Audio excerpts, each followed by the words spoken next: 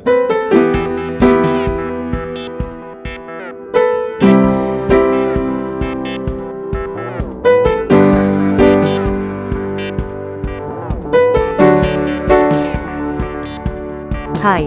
sahabat YT Artikel 2. Apa kabar kalian semua? Semoga kalian semua dalam keadaan sehat. Amin. Sebelum melanjutkan ke ceritanya, jangan lupa tinggalkan like, komen, dan subscribe. Karena dengan like dan komentar kalian, yang semakin membuat admin semangat mengupload lanjutan ceritanya.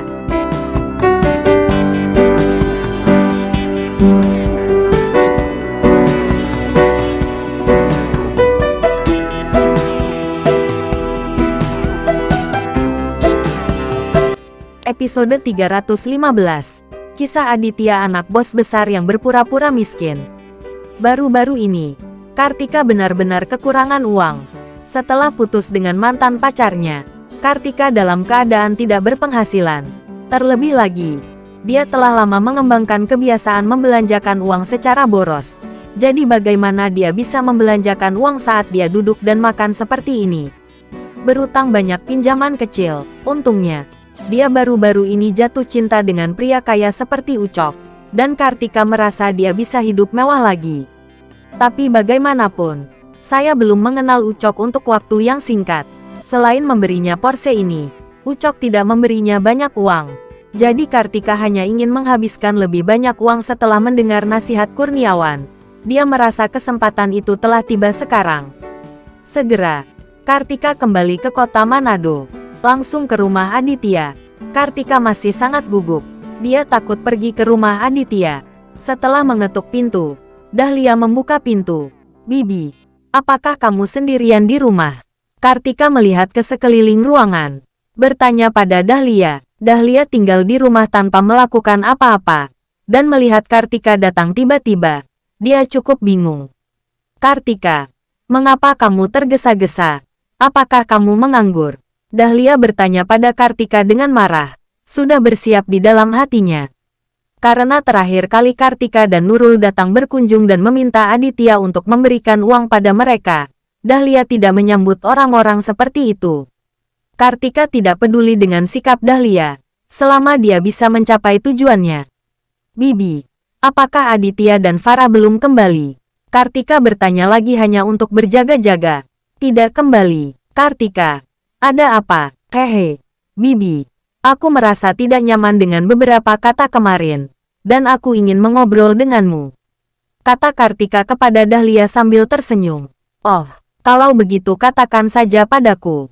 Aku akan mendengarkanmu." Dahlia menyilangkan lengannya dan berkata dengan tenang. Dia merasa bahwa kunjungan Kartika ke rumahnya pasti sama seperti terakhir kali. Ingin meminta uang kepada Aditya. "Bibi kedua, bukan aku yang muda yang berbicara. Kamu memiliki menantu sekaya Aditya. Bagaimana bisa Bibi begitu miskin? Lihat pakaian yang kamu kenakan. Apakah mereka tidak memberikan tambahan uang pada Bibi? Juga, Bibi belum menambahkan perhiasan baru. Jadi apakah Aditya belum memberi Bibi sejumlah uang untuk membeli barang-barang ini?" Kartika bertanya pada Dahlia, sengaja memanas-manasi Dahlia. Kata-kata ini menyentuh titik sakit Dahlia. Setelah mengetahui bahwa Aditya adalah tuan muda di Toraja, Dahlia sangat gembira dan sangat bersemangat. Tapi setelah bersemangat, Dahlia mengetahui bahwa Aditya sama sekali tidak peduli padanya. Tidak memberinya sepeser uang. "Hei, Kartika, Bibi tidak takut dengan lelukonmu. Aditya tidak pernah memberiku sepeser pun." Dahlia menggigit bibirnya. Sangat tidak puas dengan Aditya. Kartika diam-diam senang saat melihat ekspresi kesal Dahlia. "Hehe, Bibi yang bodoh. Bagaimana mungkin Aditya memberimu uang atas inisiatifnya sendiri? Jika kamu ingin mendapatkan uang dari Aditya, kamu harus memahami kelemahan Aditya."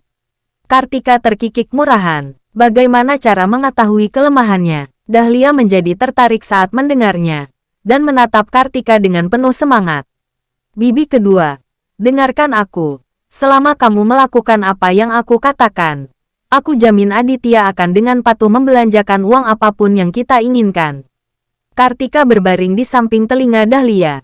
Dia bergumam pelan, Setelah Aditya membawa Ucok kembali ke kota Manado, dia langsung pergi ke klub Leo. Aditya masih sangat enggan untuk menangkap Kurniawan malam ini. Tapi tidak apa-apa, dengan Ucok di tangannya. Hanya masalah waktu sebelum Kurniawan tertangkap. Ketika Leo melihat Aditya datang, dia sangat bersemangat, dan buru-buru membawa anak buahnya untuk menyambut Aditya. Tuan Aditya, siapa anak ini? Leo memandang Ucok yang dikawal dengan curiga, dan bertanya pada Aditya. Hehe, ini putra Kurniawan. Apakah kamu kenal Kurniawan? Ketika Leo mendengar nama Kurniawan, jantungnya berdetak kencang. Tuan Aditya, Kurniawan adalah pemimpin organisasi pembunuh jiwa Lang. Mengapa Anda menangkap putranya? Leo menatap Aditya dengan kaget dan bertanya. Kurniawan itu tidak memiliki mata. Aku ingin menangkapnya. Aditya berkata dengan dingin dengan wajahnya yang gelap. Leo telah bersama Aditya begitu lama, dan dia masih mengenal Aditya dengan sangat baik. Melihat ekspresi Aditya saat ini, Leo mengerti bahwa pasti Kurniawan tidak memiliki mata dan telah menyinggung Tuan Aditya. Oke, jangan khawatir tentang Tuan Aditya. Aku akan membuat anak ini berbicara secepat mungkin dan memberitahu di mana ayahnya berada. Leo menepuk dadanya dan berjanji pada Aditya. Aditya tersenyum ringan. Dia mengangguk ke Leo. Orang pintar bisa melakukannya dengan benar. Leo tahu apa yang harus dilakukan tanpa menjelaskan apapun. Bawa anak ini ke kantorku. Leo memerintahkan bawahannya. Ya, beberapa bawahan Leo segera bergegas. Putar lengan Ucok, dan antar dia ke kantor Leo. Aditya, kamu tidak bisa melakukan ini padaku. Aku akan membuatmu menyesal, teriak Ucok ketakutan. Dan dia juga tahu bahwa Aditya telah membawanya ke sini. Takut dia tidak akan bernasib baik malam ini. Tapi berteriak tidak ada gunanya. Aditya mengabaikan Ucok sama sekali, dan menyerahkan anak itu kepada Leo. Leo selalu punya cara untuk membuat anak ini bicara. Saat ini, ponsel Aditya berdering. Ketika dia melihat nomor panggilan, itu adalah panggilan Farah. Aditya menepuk dahinya. Begitu banyak hal terjadi malam ini. Aditya bahkan lupa menjemput Farah pulang kerja. Halo, Farah, suamiku. Aku telah bekerja lembur malam ini, dan aku baru saja pulang. Maukah kamu menjemputku? Suara manis Farah datang, dan dia sangat lembut kepada Aditya. Oke, aku akan segera menjemputmu. Setelah Aditya selesai berbicara, dia melangkah keluar dari klub. Dalam periode khusus ini, Aditya khawatir Farah akan pulang sendiri, dan penjemputan adalah suatu keharusan. Segera, Aditya tiba di perusahaan IMIP, menjemput Farah, dan mengantarnya pulang. Setelah mengantar Farah, Aditya berkata kepada Farah, Farah, kamu naik ke atas dulu. Aku akan pulang nanti. Melihat tatapan tak terpisahkan di mata Farah saat ini, Aditya mau tidak mau merasa sangat manis di hatinya. Setelah lebih dari 3 tahun menikah, ini adalah pertama kalinya istrinya memiliki tatapan mata seperti itu. Sepertinya ada perbedaan antara suami dan istri. Aku punya sesuatu yang penting untuk dilakukan. Patuh, cepat ke atas. Aditya tersenyum lembut pada Farah, memeluknya dan menciumnya beberapa kali. Farah saat ini juga sangat patuh di depan Aditya. Dia mengangguk saat ini, keluar dari mobil dan pulang. Aditya memperhatikan Farah memasuki koridor, lalu kembali ke klub. Begitu dia berjalan ke kantor Leo, Aditya mendengar teriakan Ucok. Aditya tidak bisa menahan cemberut. Berpikir bahwa Ucok ini benar-benar memiliki mulut yang keras. Dia masih belum mengatakan di mana ayahnya. Bersambung.